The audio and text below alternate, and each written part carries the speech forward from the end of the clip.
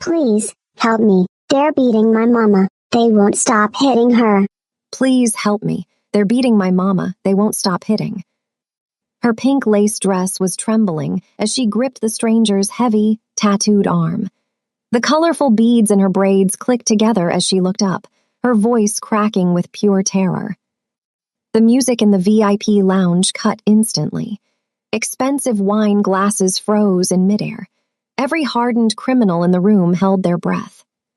But the man she had chosen to interrupt wasn't just a businessman. He was Lee Tae-min, the emperor of the Korean syndicate, and a man who hadn't shown mercy or a smile in 5 years. And what the emperor did next didn't just break the rules of the underworld. It left everyone witnessing it absolutely speechless. You need to stay until the end, because the transformation of this cold-hearted monster will shock you to the core. Before we dive in, don't forget to like this video. Hit subscribe button to subscribe to this channel and comment below where you're watching from, so I can specially send you a regard. Now, let's step into the heart of the story.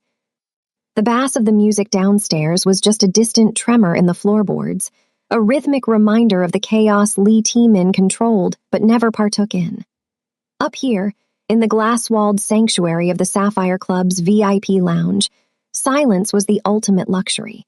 It was a cold, expensive silence that cost more than the bottles of vintage Bordeaux resting on the black marble tables. At the center of the room sat Tae-min, the man the streets whispered about as the Emperor.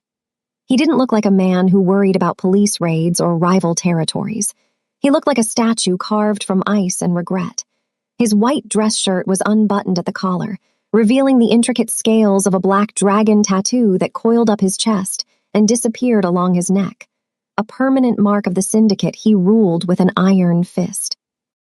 Gold rings glinted under the dim recessed lighting as he swirled his wine, his dark eyes fixed on nothing in particular, yet missing absolutely nothing. To the men and women in sharp business suits sitting around him, Tae-min was a force of nature to be feared. He was the architect of the city's underworld, a man who had consolidated power through calculated ruthlessness. They knew the stories. They knew that 5 years ago, Tae-min had been different, a man who laughed, who had a family. But that man died the same day his daughter did. The Lee Tae-min who remained was a ghost in a Gucci suit, a man who had surgically removed his own heart to ensure it could never be broken again. Tonight was business as usual, the weekly briefing. His lieutenants spoke in hushed, reverent tones, outlining profits and territories. Tae-min listened without expression, his face a perfect mask of indifference. He didn't need to shout to command attention. His silence was heavy enough to crush a man's confidence. In this room, you didn't speak unless spoken to, and you certainly didn't bring up the past. Sentiment in Tae-min's world was a liability. It was the crack in the armor, where the knife always found its way in. The air in the lounge was thick with cigarette smoke and tension. Every person at the table was walking on eggshells, terrified of triggering the dragon. They thought they understood the rules of this world: power, fear, and absolute control. They thought tonight would end like every other Tuesday night, with deals struck and enemies silenced. But the universe has a way of laughing at the plans of powerful men, and the fortress Tae-min had built to keep the world out was about to be breached by the one thing he couldn't defend against. The double doors at the entrance of the lounge didn't just open. They flew back against the bumpers with a violence that made 3 lieutenants instinctively reach for the guns holstered inside their tailored jackets. Security at the Sapphire Club was supposed to be impenetrable, a fortress of muscle and metal detectors designed to keep threats out. But the intruder that stumbled into the room wasn't a rival hit squad or a police raid. It was a blur of bright, frantic pink. A little girl, no older than 7, skidded across the polished marble floor. Her chest was heaving, her small black patent leather shoes slipping slightly as she scrambled for footing. She looked like she had been dropped from another planet, one of playgrounds and sunshine, straight into this dark, smoke-filled purgatory. Her pink lace dress was torn at the hem, and her beaded braids swung wildly around a face slick with sweat and tears. "Hey, stop!" a bodyguard bellowed, his massive frame lunging to intercept her. But fear is a powerful fuel.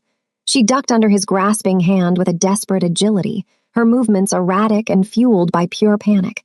She wasn't looking for an exit. She was scanning the room, her wide, terrified eyes searching for a savior among the wolves. The patrons sat frozen, their conversations severed mid-sentence, watching in stunned disbelief as this child wove through the maze of tables. Most children would have recoiled at the sight of Lee T-Min, the dark ink spiraling up his neck, the cold indifference in his eyes, and the sheer terrifying stillness of him usually made grown men look away. But this child didn't flinch. Perhaps instinct told her that the man at the center of the storm was the only one with the power to stop the rain. She didn't run from him, she ran straight to him. The room went dead silent. The ambient hum of the air conditioning suddenly seemed deafening. The little girl crashed into the side of T-Min's chair, her momentum nearly knocking the wind out of her. Her hands, tiny and trembling, clamped onto T-Min's forearm. Her fingers dug into the ink of the dragon on his skin, gripping his flesh as if it were the only solid thing left in her world. She gasped for air, a sob tearing through her throat that sounded far too heavy for her small body. "Please," she cried out, her voice cracking and echoing off the glass walls. "You have to help. They're beating my mama. They won't stop." The silence in the room was shattered by the heavy tread of the head of security, a brute named Marcus, who rushed forward with a scowl etched into his face. In T-Min's world, unauthorized contact was a death sentence, and a stranger touching the Emperor was a failure of the highest order. Marcus reached out, his massive hand closing around the girl's shoulder to yank her away. "Get off him," Marcus snarled, his voice low and dangerous. But T-Min didn't shake the child off. He didn't even blink. He was frozen, his gaze locked onto the small, trembling girl clinging to his arm. The warmth of her hand burned against his skin, a shocking contrast to the cold void he had lived in for 5 years. He looked down at her, really looked at her, and for a terrifying second, the VIP lounge dissolved. He didn't see a stranger. He saw a ghost. The pink lace of her dress blurred into the memory of a similar dress, one he had bought for a birthday party that never happened. The terror in Jada's wide, dark eyes mirrored the nightmare that replayed behind his eyelids every time he tried to sleep. It was the same look of absolute helplessness, the same plea for safety from a world too cruel for something so small. His daughter, Minjai, would have been this age now. She would have had braids like this. She would have looked at him with this same desperate trust. The ice that encased Lee T-Min's heart didn't melt. It cracked with the force of a gunshot. "Boss, I'll handle this," Marcus said, tightening his grip on Jada's shoulder. The little girl let out a sharp cry of pain, shrinking away from the guard. That sound was the catalyst. T-Min's hand shot out, grabbing Marcus's wrist with a speed and force that made the large man gasp. The grip was iron, punishing, and absolute. "Let her go," T-Min said. His voice was barely a whisper, but it carried a violence that made the air in the room drop 10 degrees. Marcus released her instantly, stepping back with wide eyes. "Boss." T-Min ignored him. He turned his attention back to Jada. He slowly lowered himself from his chair, crouching down until he was eye level with her. The movement was fluid, but heavy with purpose. The terrifying emperor of the underworld was kneeling on the floor of a nightclub, oblivious to the shocked stares of his lieutenants. He reached out, his tattooed fingers hesitating for a fraction of a second before gently brushing a stray tear from her cheek. "You said they are hurting your mother," he stated, his voice devoid of its usual chill. "Where?" Jada sniffled, pointing a shaking finger toward the exit, toward the harsh reality of the streets outside. "The shop. The bad men with the red bandanas, please." T-Min stood up. The decision had been made in the space of a heartbeat. He buttoned his suit jacket, his face hardening into a mask of deadly resolve. The grief was still there, but now it had a target. "Get the cars," he commanded, walking toward the door without looking back. "And bring the doctor." The city streets became a blur of neon streaks, and rain-slicked asphalt as the convoy tore through the district. 3 armored black sedans moved in a tight, aggressive formation, parting the late-night traffic like the prow of an icebreaker. They ignored red lights and speed limits, the laws of the road dissolving in the face of the Emperor's urgency. Inside the lead vehicle, the atmosphere was suffocatingly tense. Jada sat perched on the edge of the hand-stitched leather seat, her feet barely touching the plush floor mats. She looked incredibly small against the vast, dark interior of the luxury car, her pink dress a stark anomaly in a world of charcoal suits and gunmetal. She was trembling, her hands gripping the seatbelt strap across her chest as the car took a sharp corner, the tires groaning against the pavement. Beside her, Lee Tiemann was a statue of controlled violence. He hadn't spoken since they left the club, but the air around him crackled with a terrifying energy. He was staring out the tinted window, his jaw set so hard a muscle feathered near his ear. He wasn't looking at the passing buildings. He was running calculations, visualizing the layout of the streets, and preparing for the violence that was required of him. The unbuttoned collar of his shirt revealed the dragon on his chest, which seemed to rise and fall with his slow, deep breaths. Jada stole a glance at him, her eyes wide and wet. To the rest of the world, he was a monster, a man who commanded fear with a mere lift of his brow. But to her, in the quiet hum of the speeding car, he was the only solid thing in a world that was falling apart. She sniffled, the sound small and pathetic in the heavy silence. Tiemann's gaze shifted. He didn't turn his head fully, but his eyes slid toward her. He saw the way her beaded braids shook with every vibration of the engine. He saw the bruise forming on her small wrist where she had likely been grabbed. The sight of it made his blood run cold, colder than it had been in years. It wasn't the detached coldness of business. It was the icy, razor-sharp focus of a predator protecting its own. "We are close," Tiemann said, his voice low and gravelly. It wasn't a comfort exactly, but a statement of fact, a promise. He reached into the pocket of the door and pulled out a clean white handkerchief. Without looking at her, he offered it. Jada hesitated for a second, then took it with shaking fingers, wiping her nose. "Driver," Tiemann commanded, his tone leaving no room for failure. "Faster." The engine roared in response, the G-force pushing them back into their seats as the convoy accelerated toward the chaos waiting for them. The dragon was awake, and he was bringing a storm with him. The convoy didn't park, it occupied the street. The 3 black sedans screeched to a halt in front of Keisha's Braiding and Boutique, effectively blocking the narrow road and casting long, menacing shadows over the cracked sidewalk. The neighborhood was quiet, the kind of quiet that comes from people knowing better than to look out their windows when trouble comes knocking. But the salon itself was a cacophony of destruction. Through the large front window, which was already spiderwebbed with cracks, the violence was playing out in high definition. Inside, the air was thick with the chemical tang of spilled hair products and the sharp scent of fear. Chairs were overturned. Mirrors were shattered, shards of glass glinting on the linoleum like diamonds in the dust. Jada lunged for the door handle. A desperate cry caught in her throat, but Tiemann's hand shot out, clamping onto her shoulder. It wasn't rough, but it was immovable. "Stay," he ordered. His voice was low, vibrating with a command that bypassed the brain and went straight to the instinct. "Do not move until I say." Jada froze, tears streaming down her face as she pressed her small hands against the tinted glass. Inside, her mother, Keisha, was on her knees amidst the wreckage. She was a beautiful woman, her face strong but currently twisted in terror. Standing over her was a man in a frayed denim vest, Snake. He held a metal baseball bat loosely in one hand, tapping it rhythmically against his thigh. He was shouting, his spit flying as he gestured to the empty register. Tiemann watched the scene with a terrifying clarity. He saw Snake grab a handful of Keisha's hair, jerking her head back to force her to look at him. He saw the way Keisha flinched, not for herself, but glancing toward the back room where she had hidden her daughter, unaware Jada had already escaped. That look, that desperate, sacrificial maternal instinct, hit Tiemann like a physical blow. It was the same look his wife had given him moments before the end. The memory didn't bring sadness this time, it brought fire.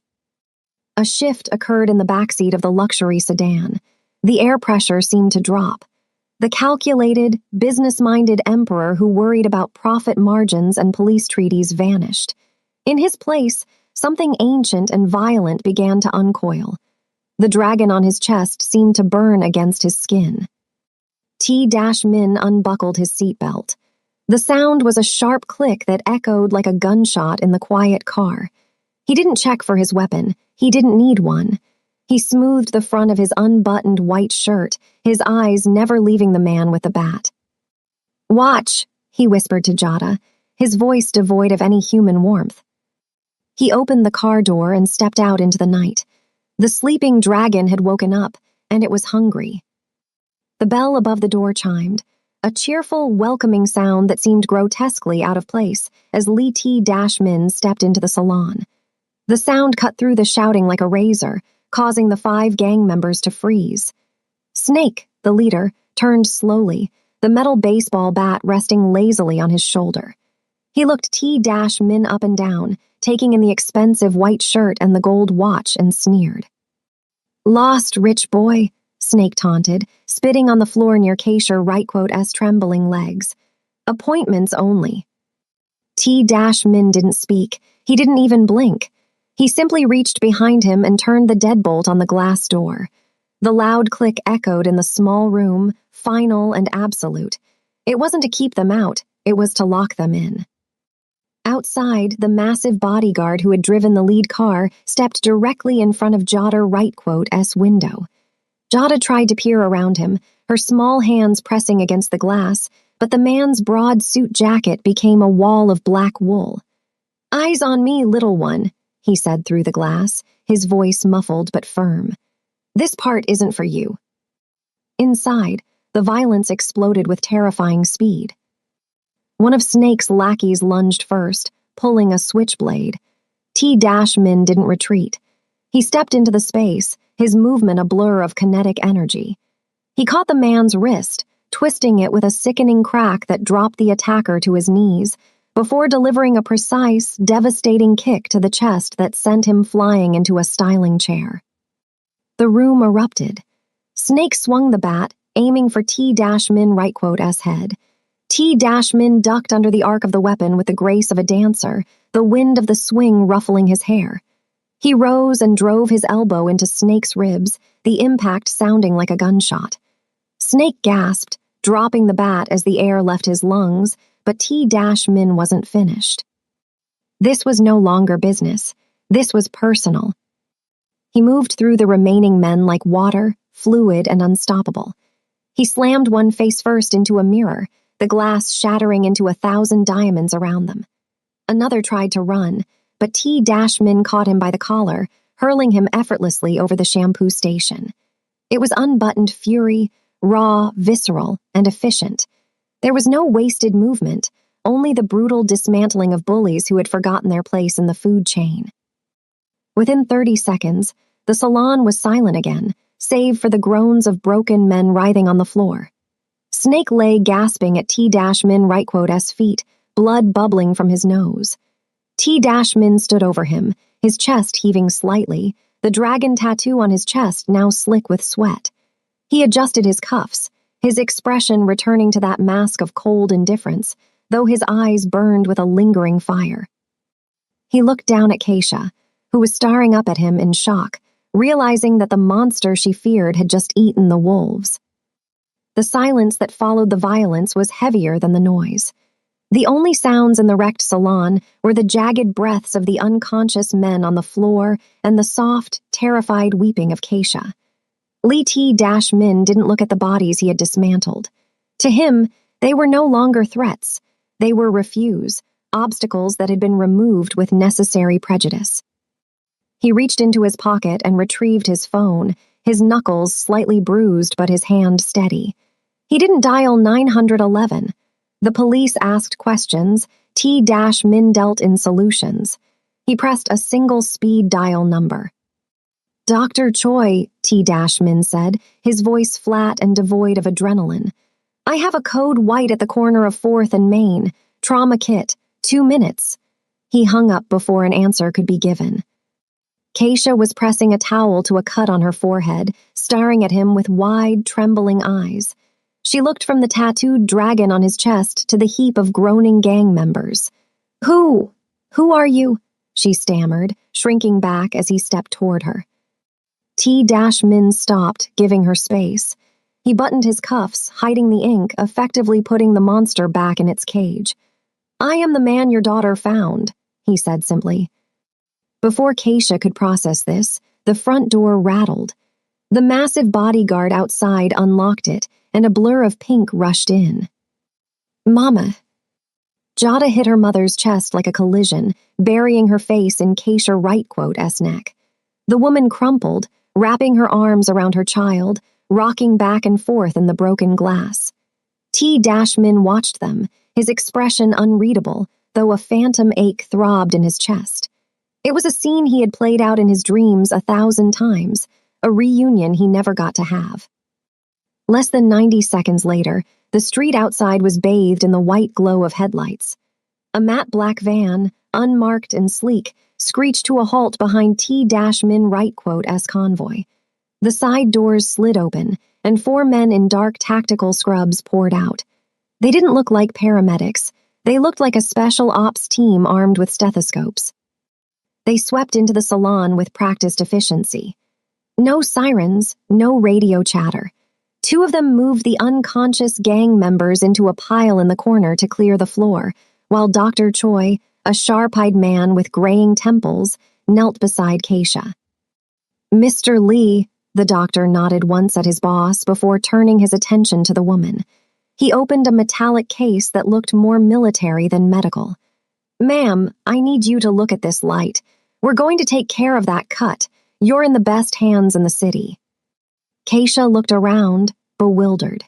She saw the expensive equipment, the respectful efficiency of the team, and the way everyone deferred to the silent man in the white shirt standing by the window. This wasn't emergency care.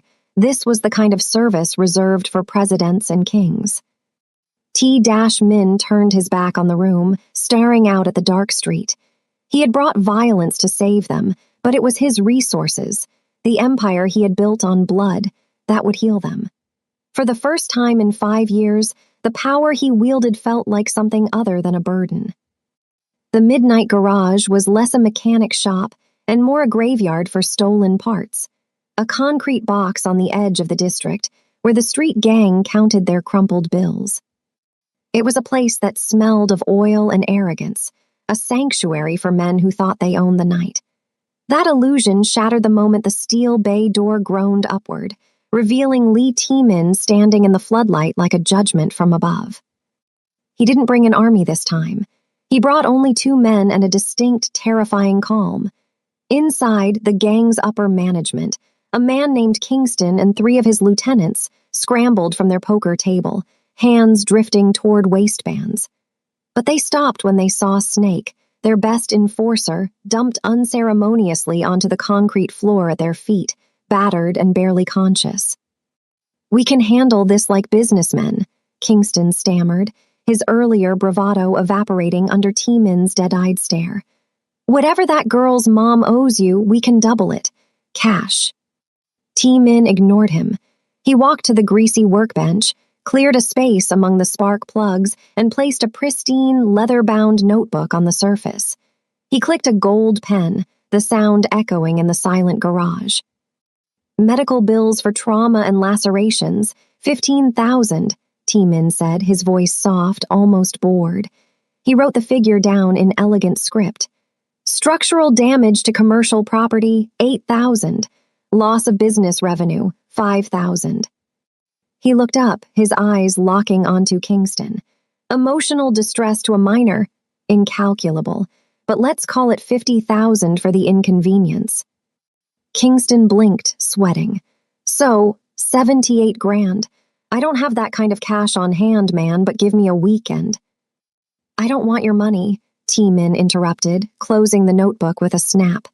Money is easy. Money you can steal. I want something more valuable. I want your time. Min stepped closer, the dragon tattoo peeking from his collar seeming to breathe with him. Starting tomorrow at dawn, your men will return to the salon. You will sweep the glass. You will paint the walls. You will install new fixtures. And you will do it while wearing uniforms I provide, under the supervision of my guards. Kingston laughed nervously, thinking it was a joke. You want us to play janitor. We run these streets. You ran these streets, Min corrected, his voice dropping to a whisper that carried more weight than a scream. He reached out and adjusted Kingston's collar, a gesture that was intimate and terrifying. Now you work for the neighborhood you tried to break. If a single paintbrush is out of place, or if I hear that one of your men even looked at that little girl wrong, the debt will be paid in blood instead of labor. He turned and walked away, leaving the notebook on the bench. It wasn't a negotiation, it was a sentence. The Emperor had spoken, and the wolves were now his workhorses. 3 months later, the bell above the door of Keisha's crown and glory chimed, but this time, the sound wasn't a warning. It was a melody in a symphony of laughter, blow dryers, and gossip. The jagged scar of the broken window had been replaced by pristine, reinforced glass that gleamed under the afternoon sun.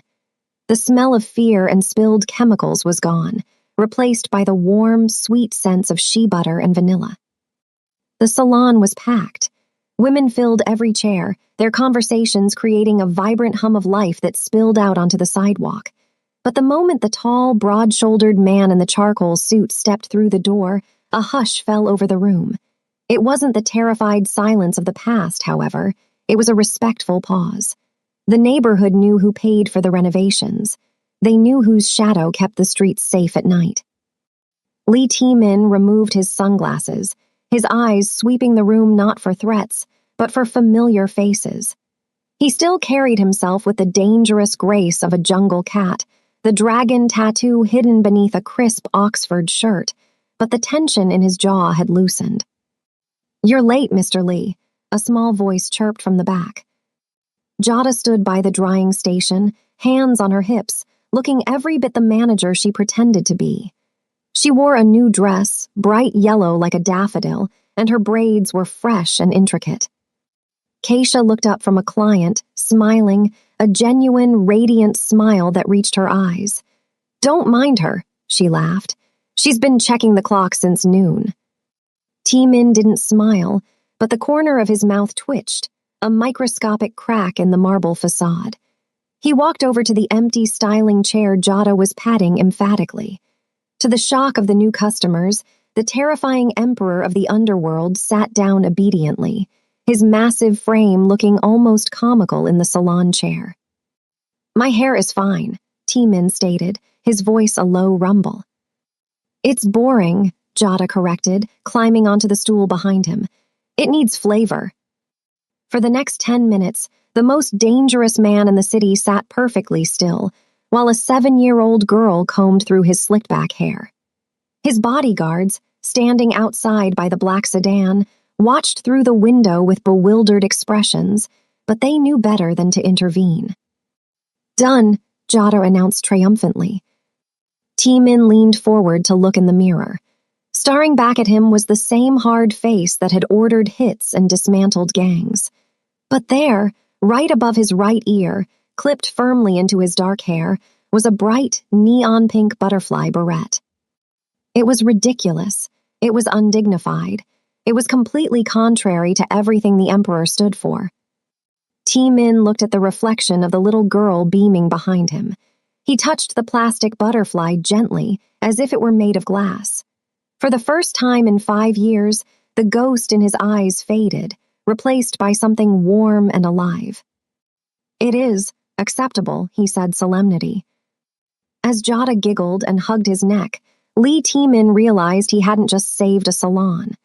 In the process of fixing their broken world, they had managed to fix him too. The end. If you love this story, kindly subscribe to this channel and leave a like for us.